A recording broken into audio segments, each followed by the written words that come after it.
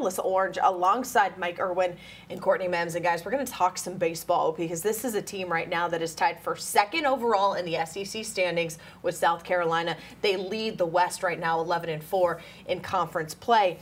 And offensively, as we piggyback what Jace Borfin is doing, we're seeing this team score runs when they need to and really offensively take a big step forward, Mike. Yeah, what's happening is a guy like that will step up in one game. Then maybe it's Caleb Cowley in another game.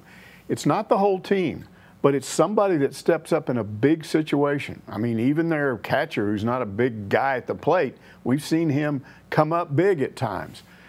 So this is a team that just figures out a way to win games. And when you look at it, you go, how'd they do that? You don't know. They just did it. Yeah, exactly. And Courtney, when you look at the statistics, because we printed them out offensively, Arkansas's middle of the pack and everything. Yeah. They're not standing out in really any offensive category.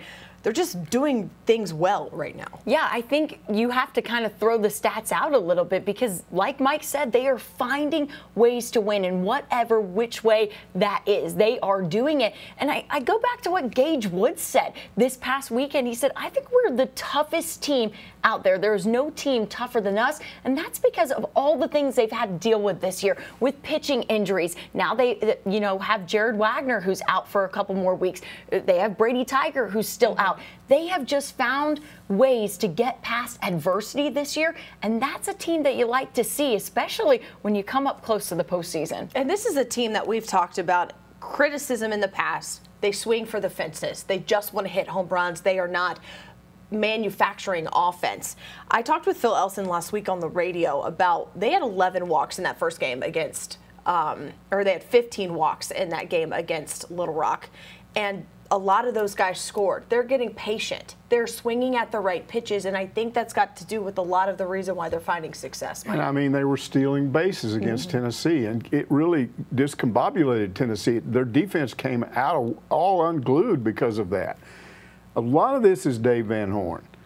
I've said this may be his best coaching job because a lot of people don't understand the difficulties that he's dealing with this short pitching staff, and now the injury to Wagner.